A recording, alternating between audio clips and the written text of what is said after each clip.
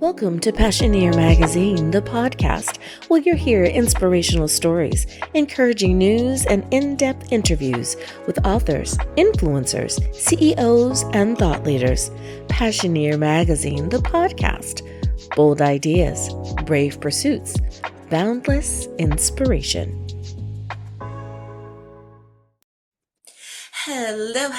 Hello. Thank you so much for joining me here today on Passioneer Magazine, the podcast. Welcome, Dr. Niyeka, to the show.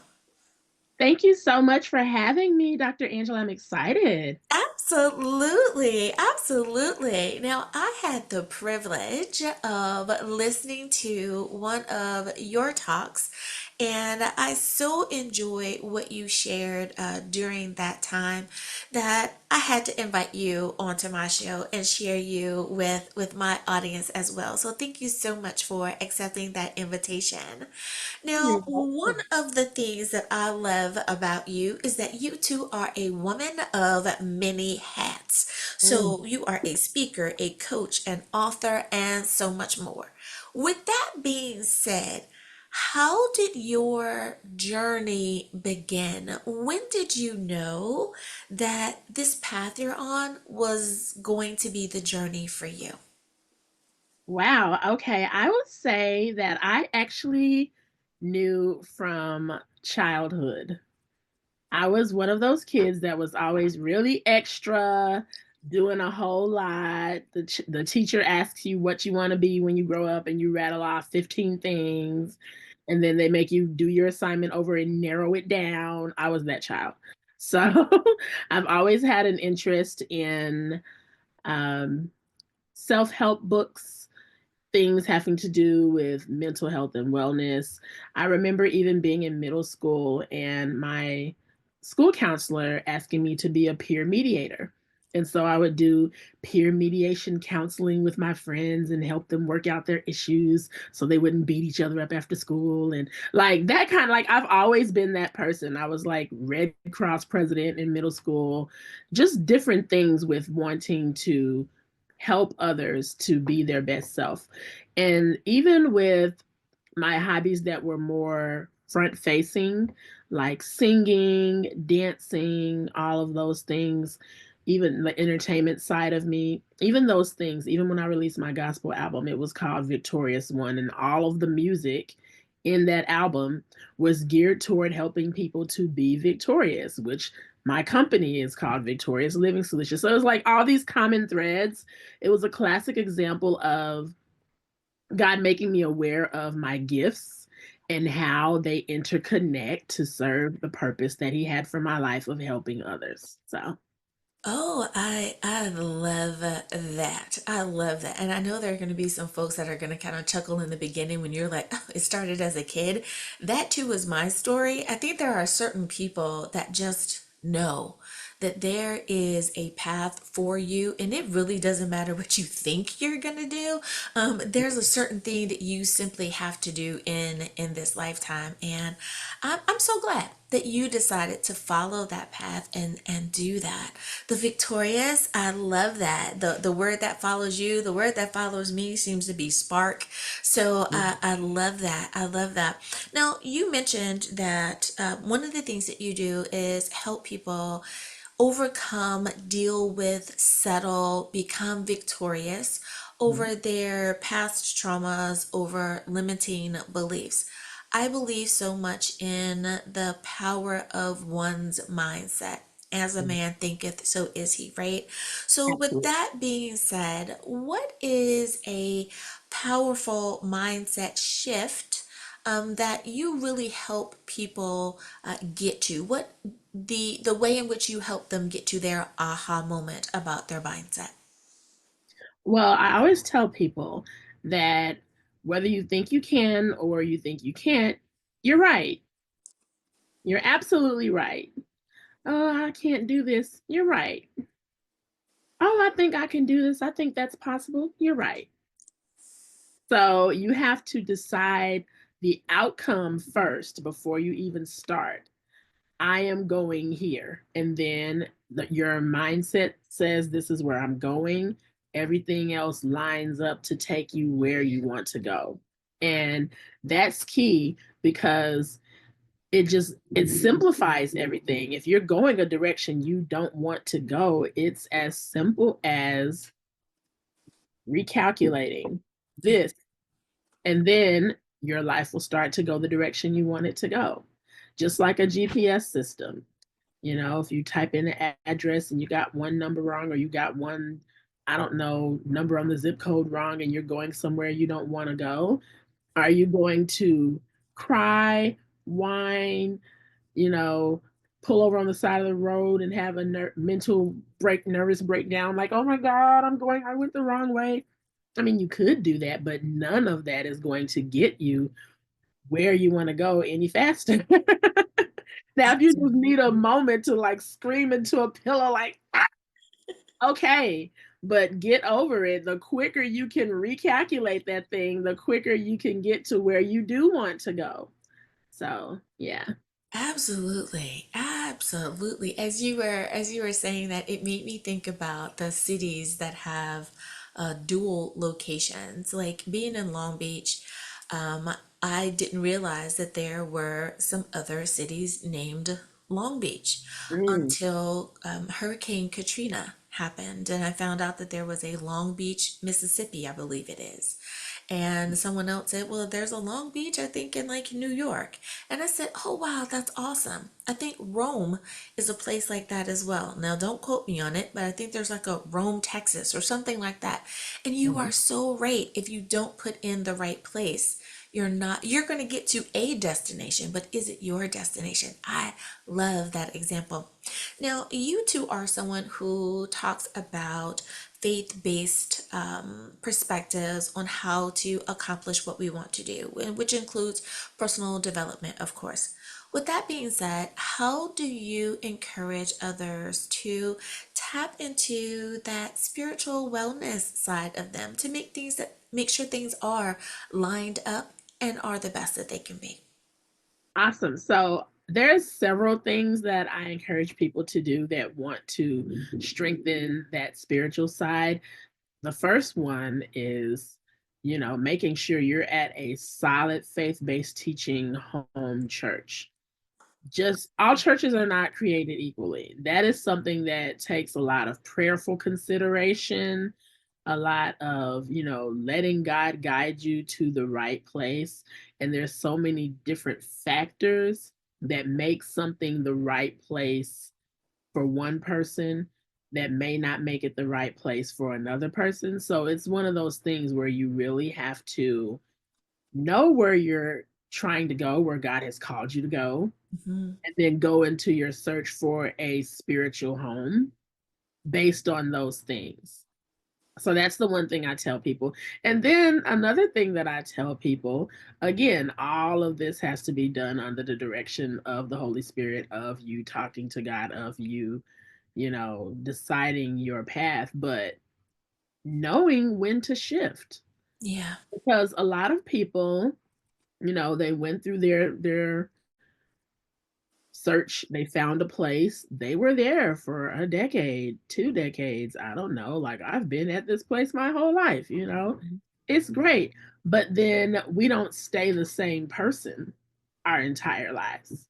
And so sometimes we're growing and we're experiencing growing pains where something that was really enriching to us in one place, it's kind of like we're missing each other. I'm on this wavelength. And it's like if you leave church feeling frustrated or feeling like there's a disconnect here between, where God is leading me and what's being taught, that knowing when to shift. And there's a lot of different things that people need to do to understand when it's that time. Yeah. And a lot of people, for whatever reason, feel like they can't. I don't know where that comes from. It's kind of like you got jumped into a gang years ago and you're not allowed to leave. And I don't know. Like I'm being silly, but some people feel like And a lot of that comes from family pressure. A lot of people have family members that make them feel like they are going to go to hell and burn in eternal fire if they leave the family church and go to another place. And that's not God either. Like, don't be manipulated by anyone. If you feel like something is not, working for you, and I don't understand that mentality either. If someone is not leaving the faith and like, oh, I want nothing with this altogether. They're Yeah, not saying they want to do that. They just said they want to go to a different church. And yeah. God is there too. I always say be leery of Mhm. people who try to make you feel like God is only at one church. Right. Right. So everybody else in the world is doing it wrong except for this Right. one Yeah, location. except for this one. It's like, now, come on. Come on. That's one thing. That's a big thing, but that's one thing is just making sure you're in the right house. And then also not putting everything into that. Meaning that after you leave church on Sunday, there are other things that you should be doing. You should absolutely be doing Monday, Tuesday, Wednesday, Thursday, Friday, and Saturday. Yes. You Mhm. should be in your word. You should be reading devotionals. You should be listening to sermons. You should be, if you need to pop in and attend a midweek Bible study if your schedule allows. But there should be other things you're doing. You should have your own relationship with God outside of Sunday. Yeah, It's like I always tell people, if you don't know who you are, if you don't have an identity will be provided for you. absolutely. And that is true spiritually as well. If you don't know who God is, then you leave yourself open for some other voice to step in and be God for you. Yeah. And so you need to take, when you sit in church, you should be taking notes. And then you should go home and you should absolutely study those notes, and you should go to those Bible scriptures that were said on Sunday. And then you should get your Bible and you should make sure that your Bible actually says that. That person could be up there telling you anything. You are so right there. And I think that people who understand this conversation are definitely going to giggle through it Mhm. because boy, have I had that conversation with folks that are like, I don't want to be here anymore. Mhm. It's time for me to move on. But my parents are still alive, Mhm. but my uncle who goes here is still here. And Yeah. you're so right. They are guilt tripped into staying in a particular place that is no longer feeding them, and that's not good. We do have to be brave and go where we need to go. I had that conversation with someone and I said, well, you remember when the elders used to say that church was like the hospital Mhm. for your spiritual well-being? Yeah. And I said, you're on to something there. I said, however, not all hospitals are equipped for trauma. Not all hospitals are equipped for brain surgery. There are certain places that have certain types of doctors that are board certified to do a certain thing. And it doesn't mean that this church isn't a good church. It just means that this is a different type of injury or this is a different thing needs to be addressed. So Mhm. don't be mad, don't be upset. Absolutely. It's okay. So you're right. They didn't want to listen to me either. Don't worry. They didn't want to hear you say it. They don't want to hear me say it either. But it's like my feelings are not hurt. So people have to figure that out for themselves. But you are definitely onto the right thing there. Now, and I like that you say that because your brand is in part built on being your authentic self, Mhm. being who you have been called to be, but also about resilience. And I think that kind of ties into you have to be strong, you have to be authentic, you have to have a knowing and understanding and listen to Holy Spirit's prompting should you go to another location, whatever that is, another city, another church, another job, whatever, right? What advice would you have for someone who feels that they have been called to serve in some capacity, but it is not where the family tends to go. Oh, goodness.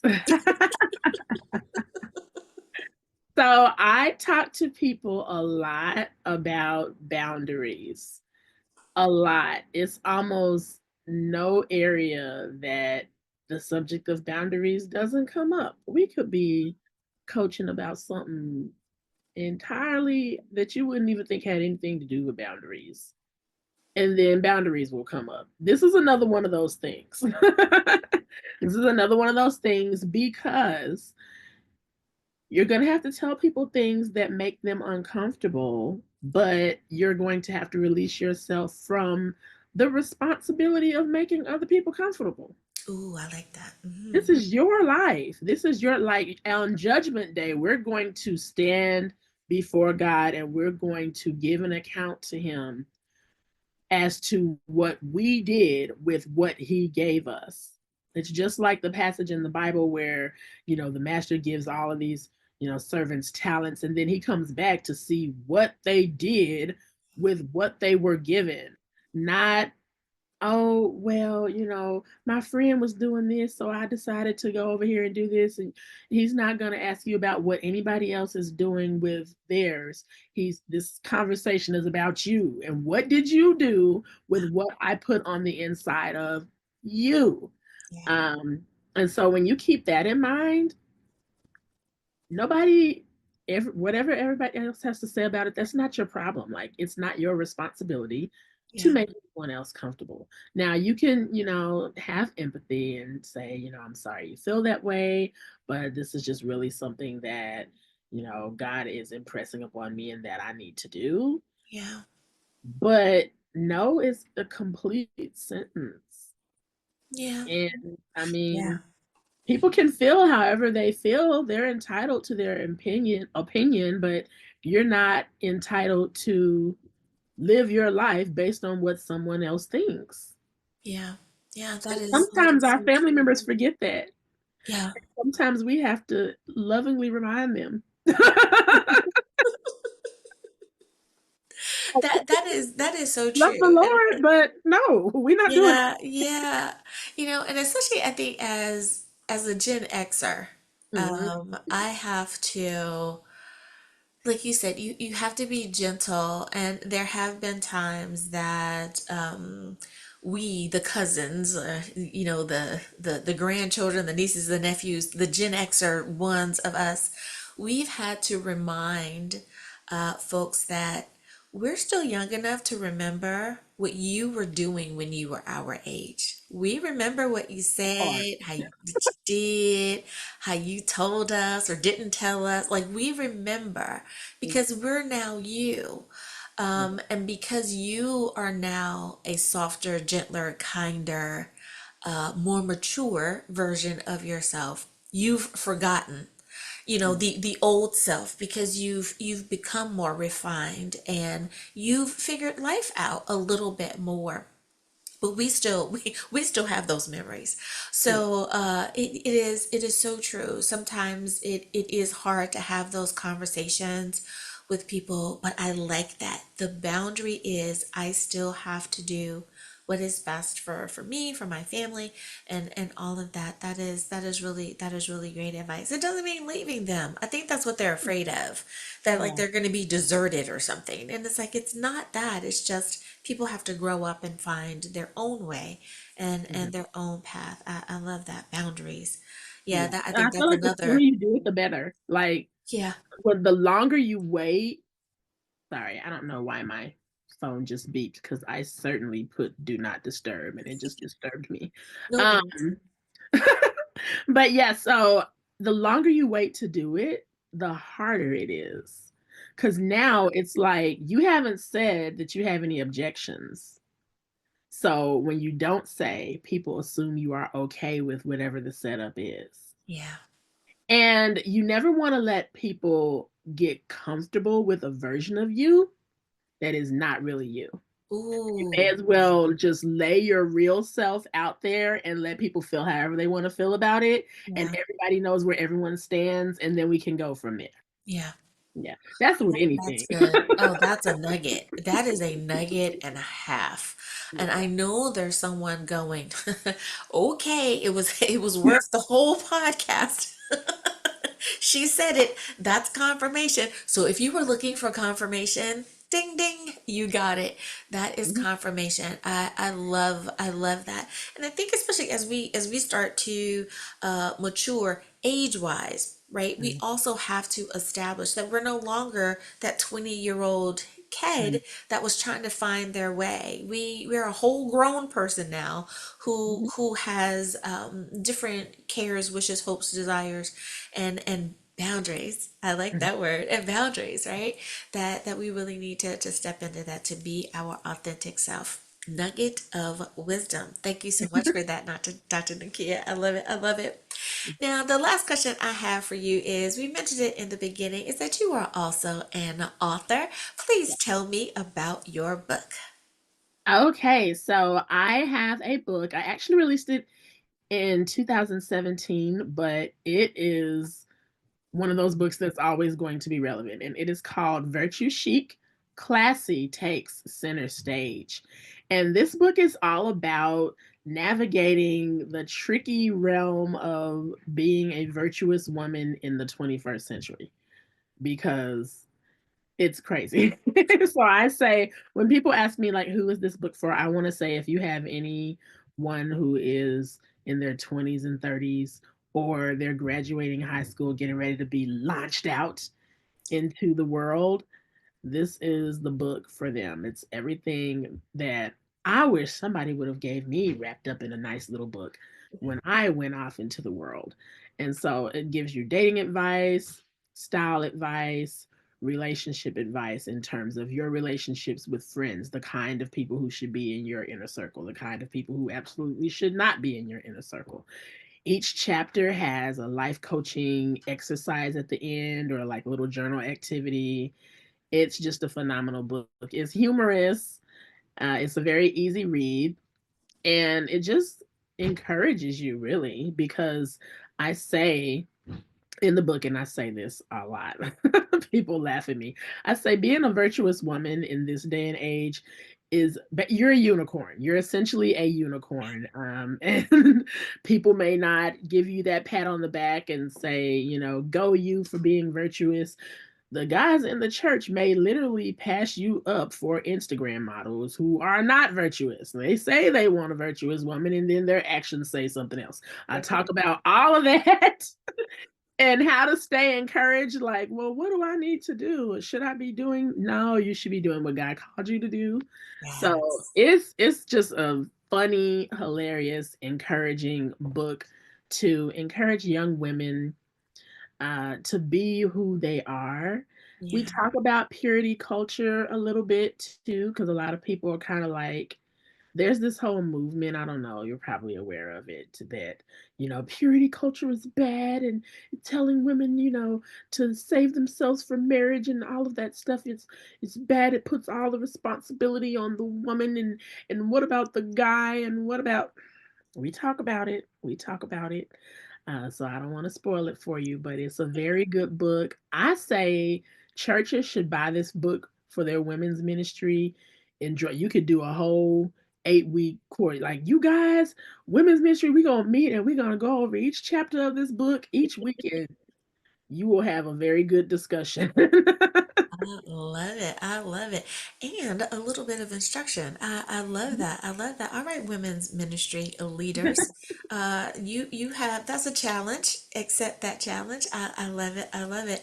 And you are so right. So many times we hear that the nice guy finishes last, but I think you're Mhm. right. The virtuous woman is kind of the equivalent, and she gets overlooked. She gets passed by because it is not. She's not always the one chosen, but Yeah. should be the one chosen. So you're definitely right with that.